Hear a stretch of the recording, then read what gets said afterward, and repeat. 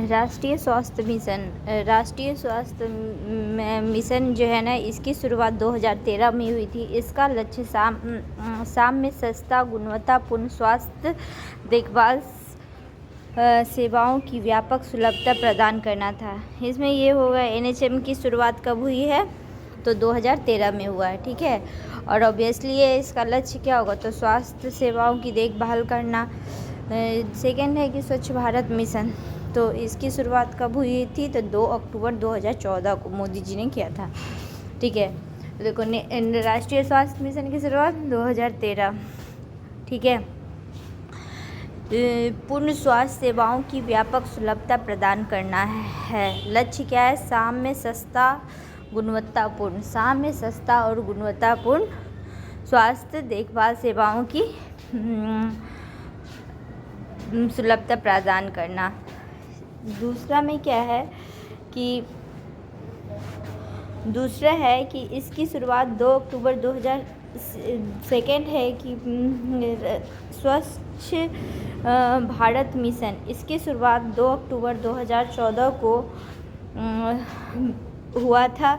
इसका लक्ष्य सभी ग्रामीण परिवारों को शौचालय की सुविधा प्रदान करना, साथ ही स्वच्छता को बढ़ावा देने के लिए सभी ग्राम पंचायत ठोस और द्रवित अपशिष्ट प्रबंधन क्रियाकलापों के माध्यम से 2 अक्टूबर 2019 तक खुले में शौच मुक्त भारत हासिल करना है, ठीक है। ये क्या है, सेकंड स्वच्छ भारत मिशन, तो इसकी शुरुआत 2 अक्टूबर 2014 को हुआ था। इसका लक्ष्य क्या है, तो ग्रामीण परिवारों की शौचालय की सुविधा प्रदान करना, साथ ही स्वच्छता को बढ़ावा देने के लिए सभी ग्राम पंचायत ठोस और द्रवित अपशिष्ट प्रबंधन क्रियाकलाप के माध्यम से 2 अक्टूबर 2019 तक, मतलब 5 साल में लक्ष्य रखा गया था कि शौच मुक्त भारत करने का, ठीक है। नेशनल हेल्थ मिशन की शुरुआत 2013 में। नेशनल हेल्थ मिशन की शुरुआत 2013 में हुआ था। इसका लक्ष्य था शाम में सस्ता और गुणवत्तापूर्ण स्वास्थ्य देखभाल। दूसरा क्या था कि 2 अक्टूबर 2014 को किया गया था स्वच्छ भारत मिशन।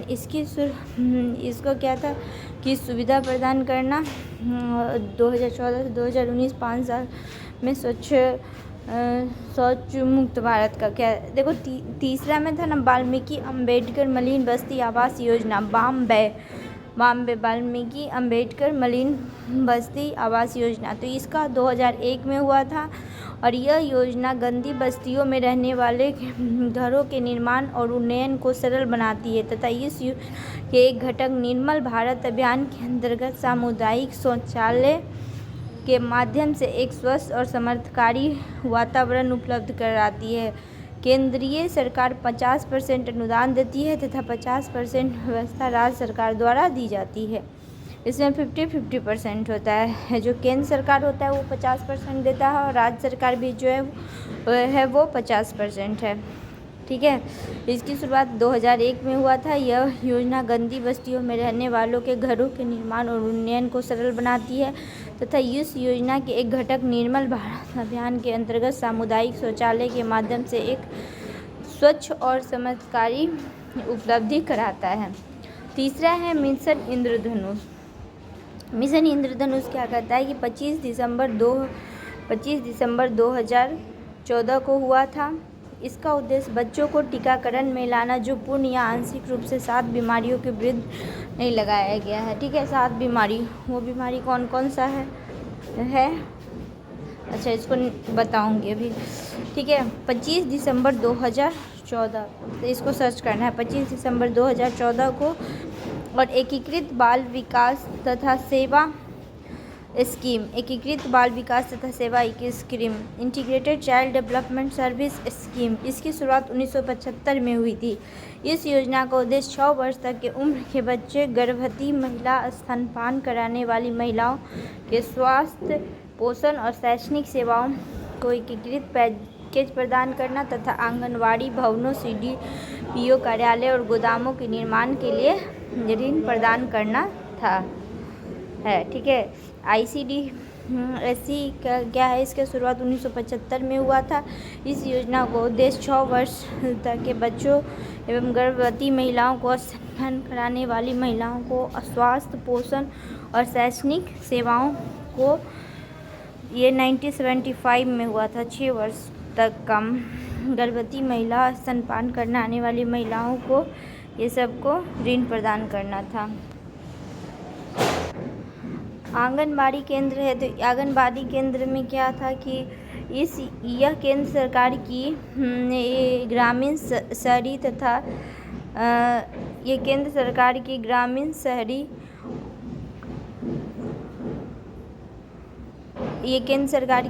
शहरी और जनजातीय बहुल एरिया में खोला गया। इस केंद्र का मुख्य उद्देश्य 300 दिन के लिए पूरक पोषाहार, स्वास्थ्य प्रतिरक्षण शिक्षा उपलब्ध करना है। पूरक पोषाहार की व्यवस्था 6 वर्ष की आयु के बच्चे एवं गर्भवती स्त्रियों के लिए किया गया है। इन केंद्रों को खोलने का आधार जनसंख्या होता है। शहरी और ग्रामीण क्षेत्रों में 1000 जनसंख्या पर, जनजातीय बहुल क्षेत्र में 700 जनसंख्या तथा रेगिस्तानी क्षेत्र में 300 की जनसंख्या पर एक आंगनबाड़ी केंद्र खोले जाते हैं। आंगनबाड़ी केंद्रों की कार्यकर्ता का चयन इस क्षेत्र में रहने वाली महिलाओं में से किया जाता है और आंगनबाड़ी से ICDS से इंटीग्रेटेड चाइल्ड डेवलपमेंट सर्विस से जुड़ी होती है।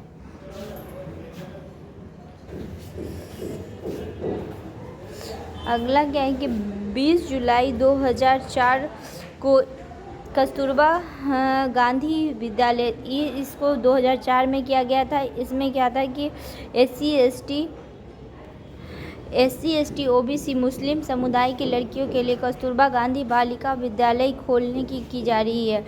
इसमें 75% 27 राज्यों में चलाई गई है। इन विद्यालयों में 75% स्थान अनुसूचित जाति, जनजाति, पिछड़े वर्ग और अल्पसंख्यक के लिए होगा। 25% बालिका गरीबी रेखा से जो नीचे रहते हैं उनके लिए है। कुटीर ज्योति उद्योग, यह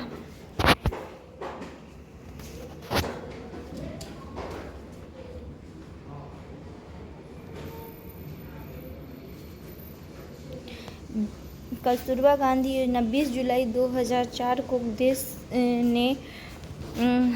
देश में SC और ST OBC और एवं मुस्लिम समुदाय की लड़कियों के लिए कस्तूरबा गांधी बालिका विद्यालय योजना, यह आवासीय विद्यालय इस समय 27 राज्यों में चलाई जा रही है। इन विद्यालयों का इस समय 75% SC ST के लिए और अन्य जो 25 बालिका रेखा से जीवन यापन कुटीर, हरिजन और आदिवासी सहित परिवारों के लिए कुटीर ज्योति कार्यक्रम 1988 से 1988 कुटीर ज्योति कार्यक्रम, इसमें एक बत्ती कनेक्शन उपलब्ध कराने के लिए 400 रुपये की सरकारी सहायता उपलब्ध कराई जाएगी। अंत्योदय योजना क्या है, तो तत्कालीन ये अटल बिहारी वाजपेयी द्वारा 25 दिसंबर 2000 को स्टार्ट किया गया था। इस योजना के तहत 1 करोड़ निर्धनतम परिवारों को प्रति माह 35 किलोग्राम अनाज विशेष रियायती मूल्य पर, इस योजना के जरिए गेहूं का 2 और चावल का 3 रुपये पर केजी है। और इस योजना केंद्रीय उपभोक्ता मामले, खाद्य एवं सार्वजनिक वितरण मंत्रालय के अंतर्गत प्रारंभ की गई है।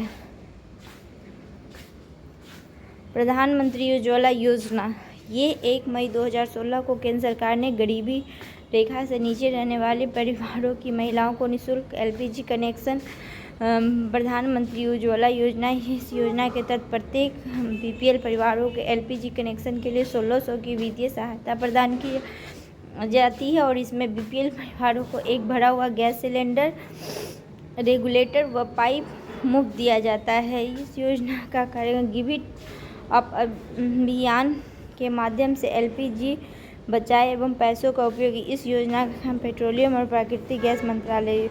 उज्ज्वला योजना 2020 तक 8 करोड़ गैस करें, 31 मार्च 2019 तक मार्केटिंग और 2 कंपनियों में 7.9 LPG लक्ष्य 90। दीनदयाल उपाध्याय योजना, ये क्या है,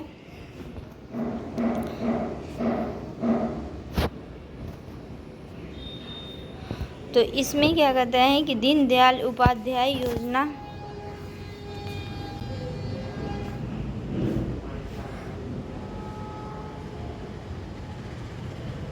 दीनदयाल उपाध्याय योजना